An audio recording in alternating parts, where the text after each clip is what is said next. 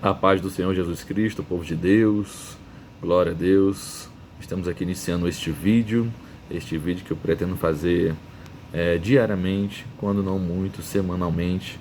Estarei postando nas redes sociais para que os irmãos possam ser abençoados. O intuito aqui é esse, é abençoar vidas, é ser um canal e um instrumento de Deus para que possa abençoar muitas vidas, amém?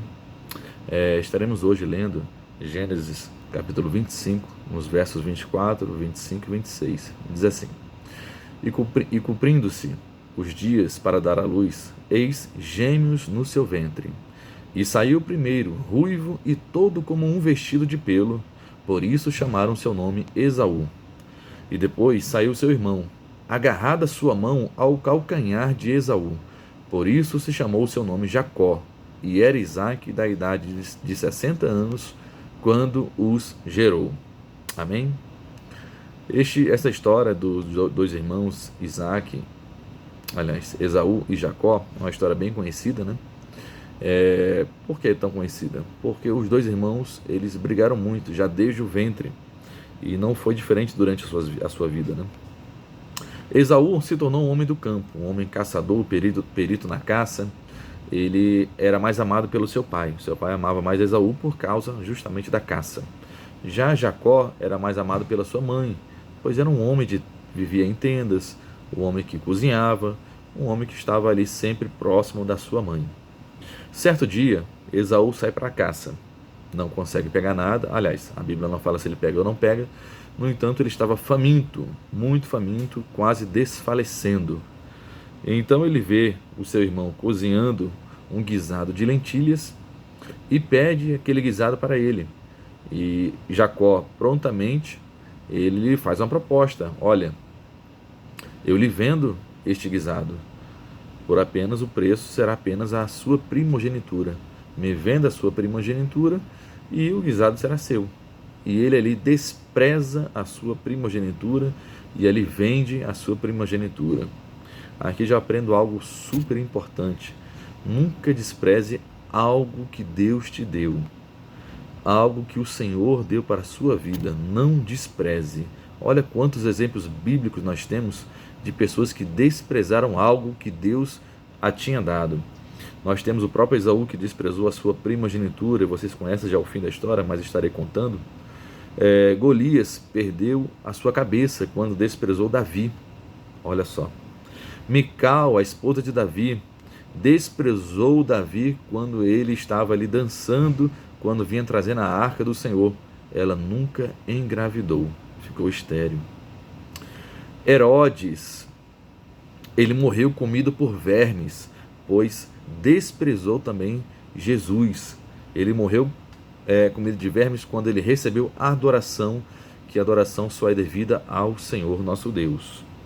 Então, não despreze o seu marido, a sua esposa, seus filhos, seu ministério, sua casa, seu carro. Não despreze nada daquilo que Deus já te deu. Se Deus te deu, é porque Ele sabe que você tem capacidade para estar dando continuidade naquilo que Ele te deu, para estar cuidando daquilo que Ele te deu. Se Ele te deu uma empresa, a empresa não vai bem, olha, foi a empresa que Deus te deu.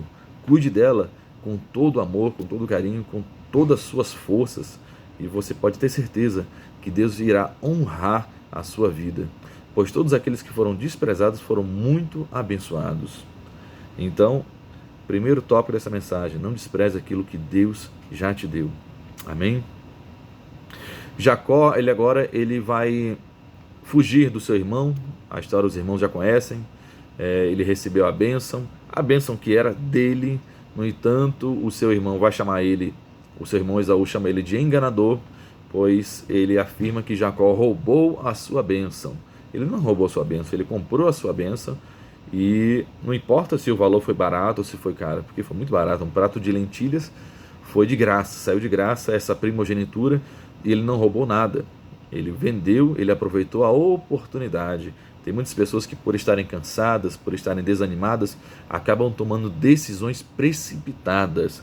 Nunca tome decisões precipitadas no momento de angústia, no momento de fraqueza, no momento em que você está cansado. Não faça isso. Espere as suas forças serem renovadas, põe a cabeça no lugar e tenha certeza que Deus vai te dar a melhor resposta na hora certa. Não tome decisões precipitadas, amém?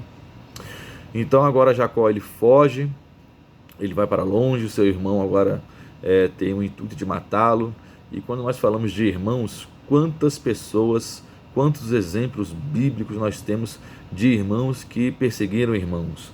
Nós temos ali já no começo José, que era desprezado pelos seus irmãos o venderam como um escravo, ele já era desprezado desde a sua mocidade, pois o seu pai o amava mais.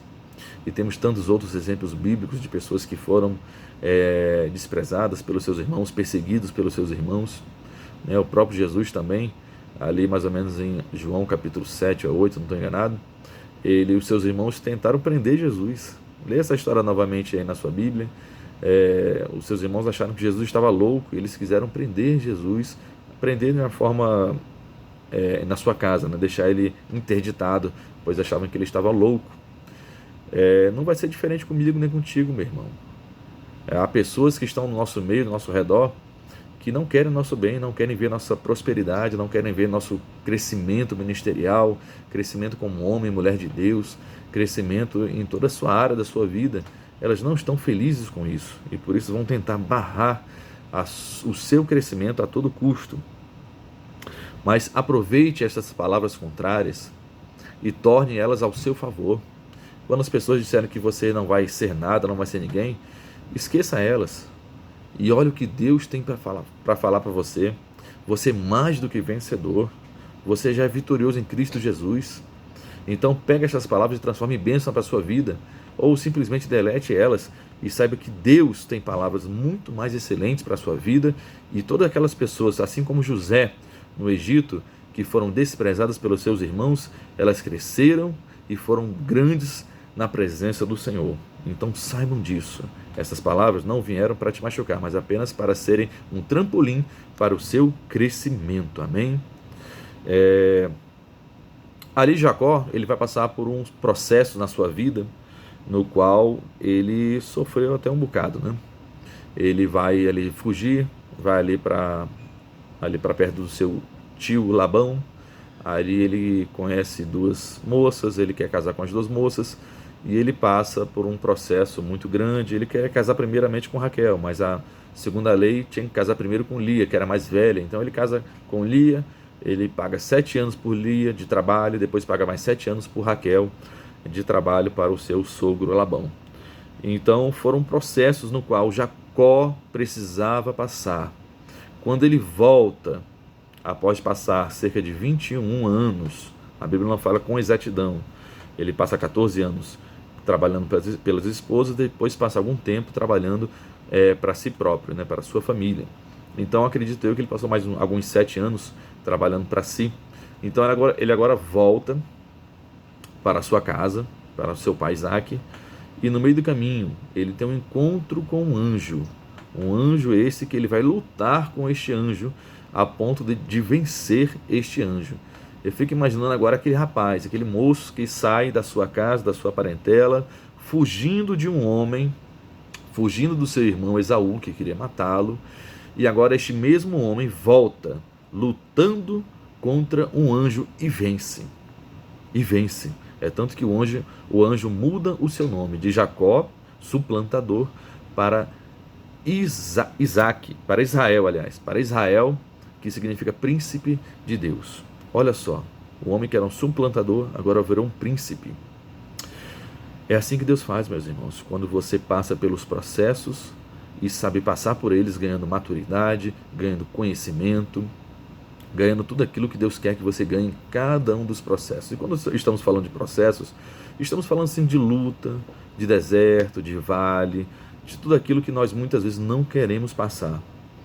Eu poderia falar aqui de vários desertos, vários vales que eu já passei, mas não vou aqui estar dando testemunhos hoje. Eu quero que você entenda que estes processos que você está passando é para o seu crescimento, para o seu amadurecimento. E lá na frente você vai entender por que você passou por aquilo, por que você passou por aquela situação, e Deus em todas elas tem te dado vitória. Amém? Então os processos são necessários para o seu crescimento. Agora, o nível de sofrimento que você vai ter durante os processos, eles serão maiores ou menores de acordo com as suas decisões. Vou dar um exemplo aqui do filho pródigo. O filho pródigo, aquele pai, ele tem 2 filhos. Um filho resolve sair de casa. Ele resolve sair de casa, passa algum tempo fora, a Bíblia não fala quanto tempo foi, mas ele passou por muitos processos enquanto estava fora. Ele soube ter dinheiro, soube também gastar dinheiro, mas não soube viver sem dinheiro. Ele agora estava sem dinheiro, ele se viu ali num local onde não conhecia ninguém, pois seus amigos todos eram amigos apenas do copo, e quando ele estava realmente necessitado, todos eles o abandonaram. Alguém deu emprego para ele para cuidar de porcos, e cuidar de porcos era uma profissão que não era muito bem remunerada, pois ele desejava comer as lentilhas que os porcos, as bolotas que os porcos comiam ali, e nem isso ele tinha para comer. Pois bem, agora aquele filho, ele entende que na casa do pai ele estaria melhor. E ele agora volta para a casa do seu pai, arrependido, um homem totalmente mudado, um homem totalmente transformado pelos processos. Ele teve que passar por processos onde ele aprendeu que na casa do pai ele estava melhor. Então, ele agora chegando na casa do pai, totalmente mudado, totalmente amadurecido, ele reconhece seu pai o perdoa, e ele volta a conviver com seu pai. No entanto, o seu irmão, que ficou em casa, também precisava passar por processos. De repente, o grau de amadurecimento dele não era ainda num tamanho, num nível desejável, pois ele agora vai falar com seu pai, questionar seu pai: olha, esse teu filho aí estava gastando todo o teu dinheiro, agora volta, o senhor perdoa ele? Como é que é isso? Então aqui nós entendemos que aquele filho também precisava de um amadurecimento. Então, tanto você estando na casa do pai, como fora, você precisa de amadurecimento. A diferença é no grau de sofrimento. Quem sofreu mais? O filho que ficou ou o filho que foi? O filho que foi, certamente. Pois ele agora foi desprezado pela sociedade, virou praticamente um mendigo, desejando comer até o que os porcos comiam. Ele passou por muito sofrimento para chegar num grau de amadurecimento. Agora, o que é melhor? Estar na casa do pai ou estar fora da casa do pai? Que você possa refletir nisso nesta manhã. Continue, apesar do sofrimento, apesar das lutas, apesar de tudo que você tem passado, continue na casa do pai. Não se afaste do pai, pois tudo isso que você está passando é para o seu crescimento, seu amadurecimento. E você vai ver lá na frente que Deus tinha razão, que valeu a pena passar por tudo aquilo que você tem passado ou está passando, e você vai ver que vai valer a pena. Amém? Para finalizar, Deus só te colocará em um próximo nível quando você estiver pronto. Poxa, e quando é que eu vou passar para o próximo nível? Às vezes eu vou aqui comparar uma carreira cristã, aqueles que têm um chamado ministerial, aqueles que querem galgar o ministério pastoral. O apóstolo Paulo vai dizer que boa coisa você faz se você quer chegar a um ministério, quer chegar a um pastorado.